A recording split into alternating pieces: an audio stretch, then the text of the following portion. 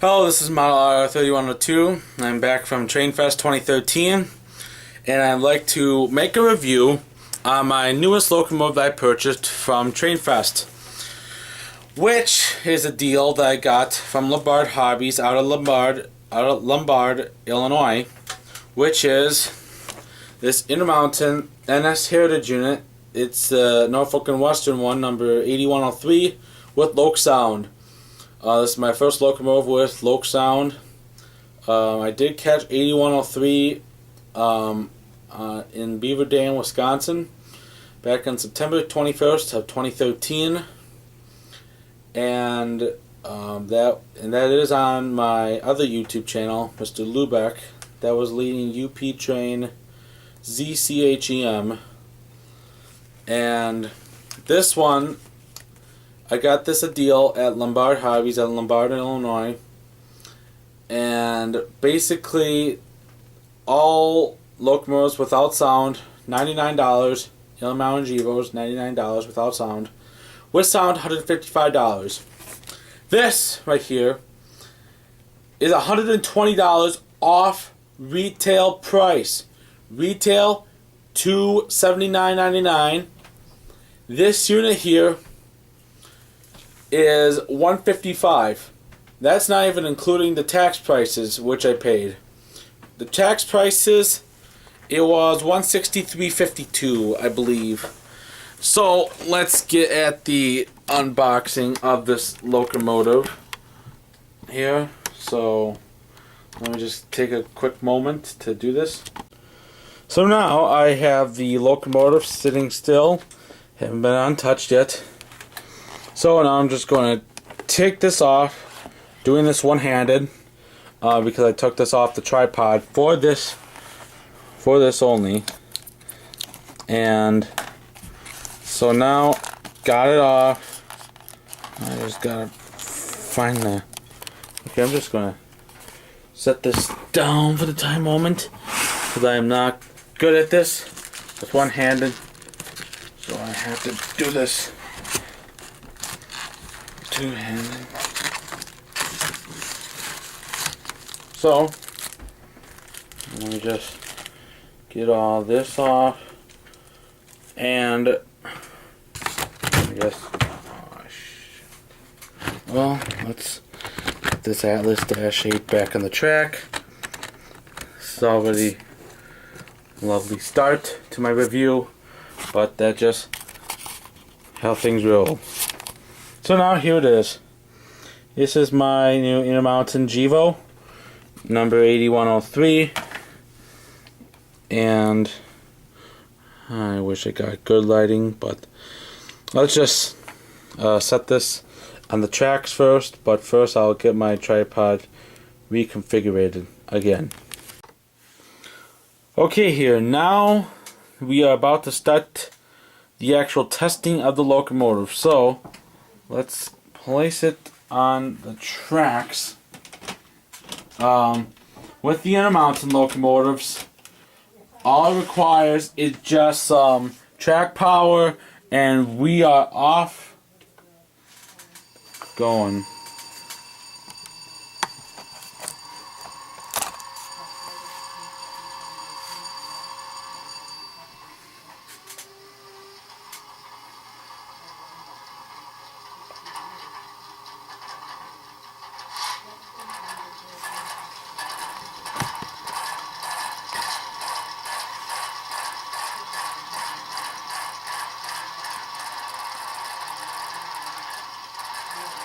So that's the startup sequence for the NS, for the Loksound. With Intermountain units, all I just require is just track power. But I'm going to reverse this unit now, just to get you the general idea of the, you know, backing up. That's what it is. I got my 3 cars that I bought at TrainFest already lined up for the end of the video, but this should be good enough. So now we are going to look at the lighting on the locomotive. So inside every Intermountain new locomotive, you will have a quick start guide, which will tell you all the functions and some of the configuration values. But what sucks is that Loksound has as many as 500 plus configuration values, which I can't program via my Digitrack Zephyr Extra. So that's already one disadvantage about Loksound, and that's pretty bad. One thing I do realize is that on the thing, on the function, there is the horn. There is only one horn on the functions, and that is the playable horn, which is F2. But first, F0 will turn on your headlights. F5 will turn on your number boards, and F6 will turn on your ditch lights. F7 is your dimmer, as you can maybe tell. F1 is the bell. Now, I haven't changed anything to the locomotives yet. And now here's the horn.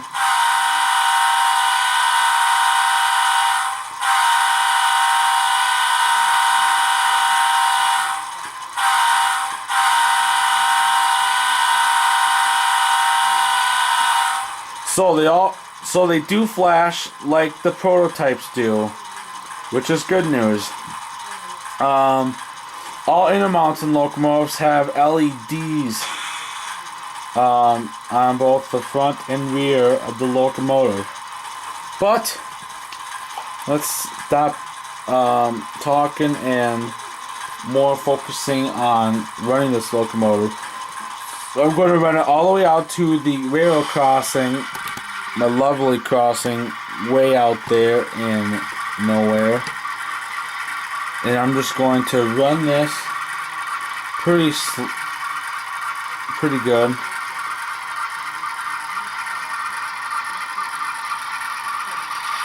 We got a couple more functions that I like to tell you. F3 is the coupler clank, which is different from the Tsunamis. F4 is the dynamic brakes, just the same. F5 number boards, F6 ditch lights, F7 dimmer, F8 is the mute, F9 is the manual notching up, F10 is manual notching down, air compressor, F11 is the compressor, F12 is air dryer, F3 is switching mode, F14 is sanding valve, F15 is short air let off, F16 radiator fan, F17 brake set / release, and F18 splitter valve.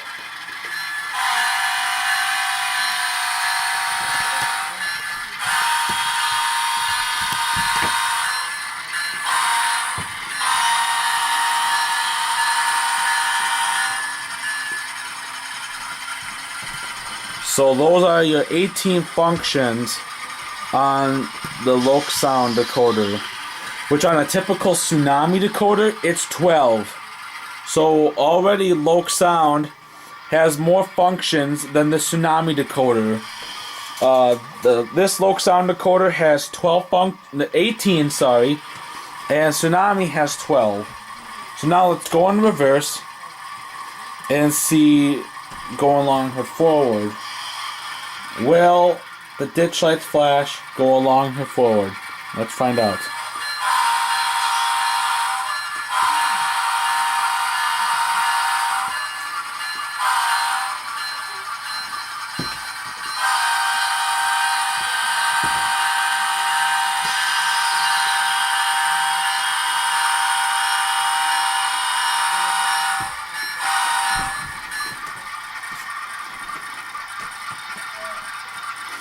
The one thing I do realize is that they do have some momentum on these Intermountain Gevos, and I do notice that.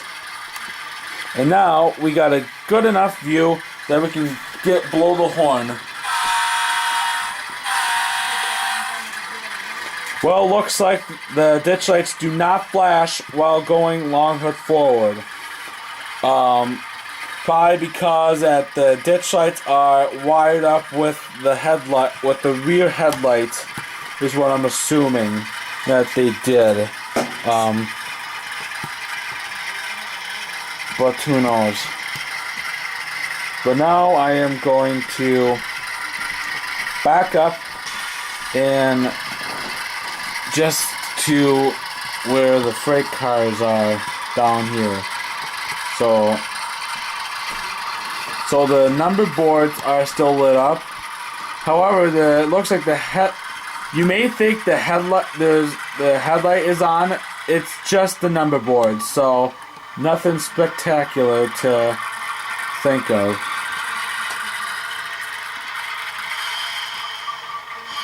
So I'm just trying to do this.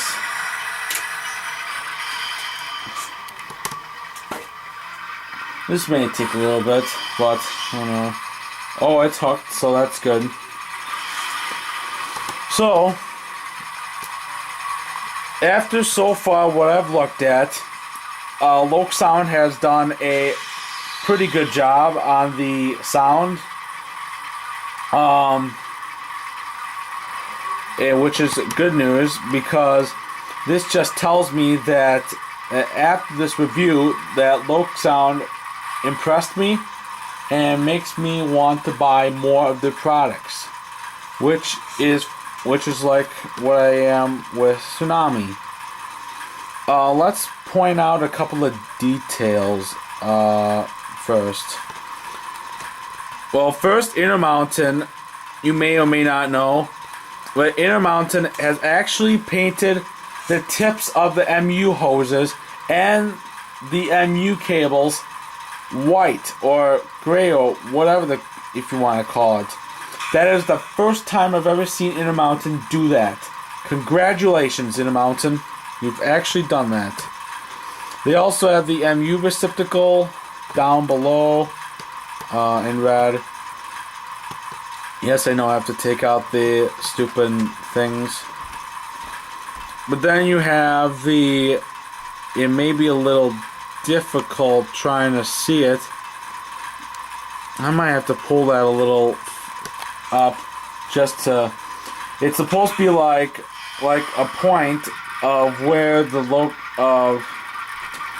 just where the headlight originally was. They just didn't do really anything spectacular. They just put just something there. It's like, yeah. They do have the high headlight. They do have an air conditioner, I believe. And then there's your PTC. I'm not 100% on Gevo details, but on the SD70AC details I am pretty good at. There's also the Nathan Air Chime K5HLL horn on the back.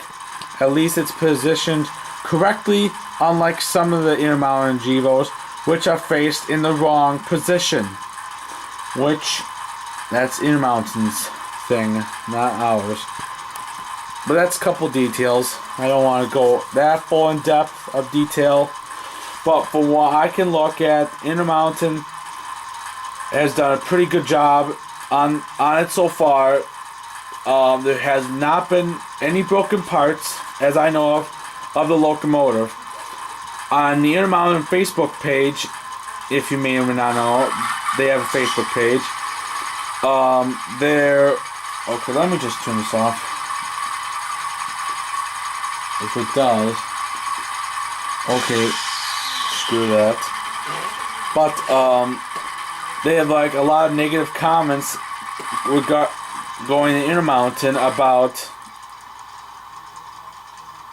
about the locomotive and how bad they have done, like with a lot of broken parts on it, and that's not good news. I'm back. So whatever. Well, let's get this train rocking and rolling. I don't have time. And the drive is pretty well done for Intermountain and Loksound.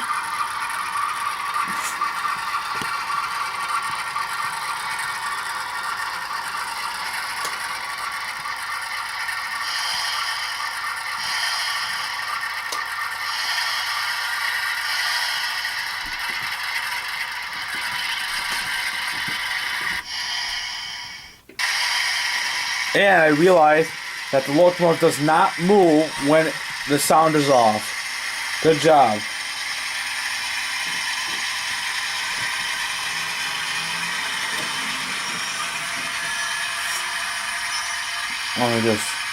I'll just turn this off, and I'm just going to do that just for the heck of it, because I touched something and then it just went to hell. But that's one thing, the locomotive does not move until the prime mover actually starts. Which, to be honest, that's actually a pretty smart decision. But then if I want to run this unit as a dead in tow, I can't. So, yeah. But now let's get this. I got it.